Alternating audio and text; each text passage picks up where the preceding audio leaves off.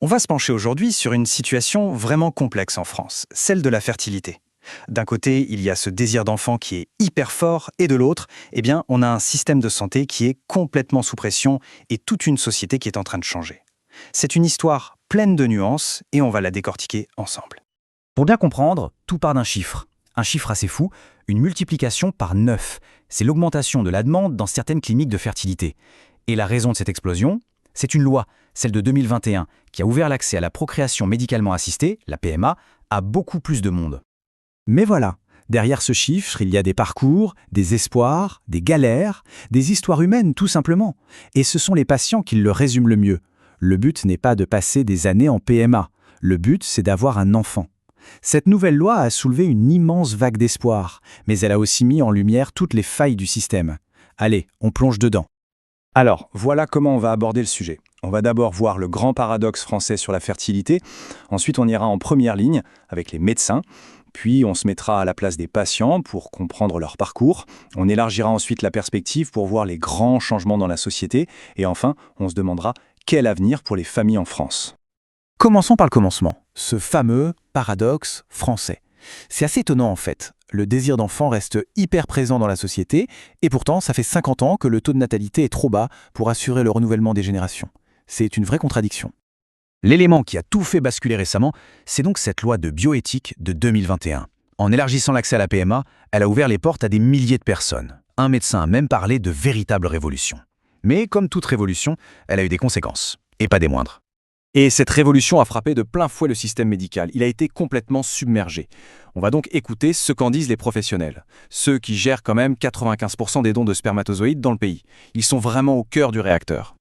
Ce tableau y parle de lui-même. Il illustre parfaitement le chaos. On a voté une loi sans vraiment anticiper une telle vague. Du coup, les équipes qui étaient déjà sur les rotules ont dû faire face à une charge de travail monumentale. Et ça a créé une confrontation directe entre la société et la médecine. D'un côté, on a des patientes qui arrivent en disant « c'est mon droit, la loi le dit », et de l'autre, on a la science, la réalité biologique, qui nous rappelle que les taux de succès d'une insémination s'effondrent à seulement 5,6% entre 40 et 42 ans. C'est un dilemme terrible. Finalement, les médecins se retrouvent complètement coincés, pris en étau entre les espoirs immenses des patients, les obligations fixées par la loi et les limites bien réelles de la science. Une position vraiment difficile à tenir. Ok, on a vu le côté médical. Mais pour les personnes au cœur de tout ça, comment ça se vit? Qu'est-ce que ça fait d'être dans ce système? C'est le moment de se tourner vers les associations de patients et d'écouter ce qu'ils ont à dire. Ils n'utilisent pas le mot « traitement ». Ils parlent d'un parcours du combattant. Et ils posent une question essentielle. Est-ce que c'est normal, aujourd'hui, d'entrer dans un parcours de soins où on nous dit d'avance que ça va être une souffrance? C'est un chemin qui est pavé d'échecs et d'incertitudes. Et pour comprendre cette souffrance, il suffit de regarder les chiffres de réussite. Ils sont très bas. Pour une FIV, par exemple, on est à 18% de succès. Ça veut dire que pour 100 tentatives, plus de 80 n'aboutissent pas à une naissance. C'est juste énorme. Tout ça mène à ce que les patients appellent l'errance médicale. C'est un cercle vicieux. On est coincé dans un cycle d'espoir et d'échec sans la moindre explication la plupart du temps. Et les conséquences sont dévastatrices sur le moral, sur le portefeuille, sur la carrière, sur toute la vie en fait. Maintenant, il est temps de prendre un peu de hauteur. Parce que toutes ces histoires personnelles, aussi fortes soient-elles, elles ne sortent pas de nulle part. Elles s'inscrivent dans un mouvement beaucoup plus large, un vrai changement de société. C'est ce que soulignent les associations familiales. La baisse des naissances qu'on observe en ce moment, ce n'est pas un hasard. C'est une tendance lourde qui dure depuis des décennies. Et ce n'est pas une coïncidence si elle s'est accélérée au moment où on a massivement coupé dans les budgets des politiques familiales. Des coupes qui ont d'ailleurs surtout pénalisé les classes moyennes. D'ailleurs, quand on demande aux personnes qui voulaient des enfants pourquoi elles ont renoncé, les réponses vont bien au-delà de la biologie. Les problèmes financiers arrivent en tête, suivis par le fait de ne pas avoir de partenaire, mais il y a aussi un sentiment plus diffus, une sorte de peur de l'avenir qui joue un rôle énorme. Et attention, ce n'est pas qu'une affaire de femmes, loin de là. On parle aussi d'une baisse de la fertilité masculine.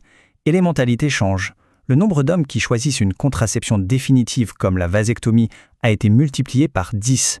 Ça en dit long sur l'évolution du rapport à la parentalité. Bon, face à cet enchevêtrement de crise, la question à 1 million, c'est on fait quoi? Comment on sort de cette impasse? Sur un point, au moins, tout le monde est d'accord. Il faut un changement de fond, un changement radical. Si on essaye de synthétiser, les demandes convergent. Il faut un système plus moderne.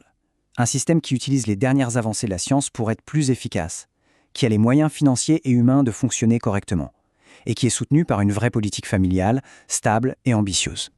Tout ça nous ramène à une question finale, une question absolument fondamentale. Comment une société peut-elle trouver le juste équilibre entre le désir d'enfant, qui est un droit individuel, et les réalités collectives, les réalités de la médecine, de l'éthique, des ressources? C'est le grand dilemme auquel la France est confrontée, mais n'est pas la seule. C'est une question qui nous force tous à nous interroger sur l'avenir que l'on veut construire.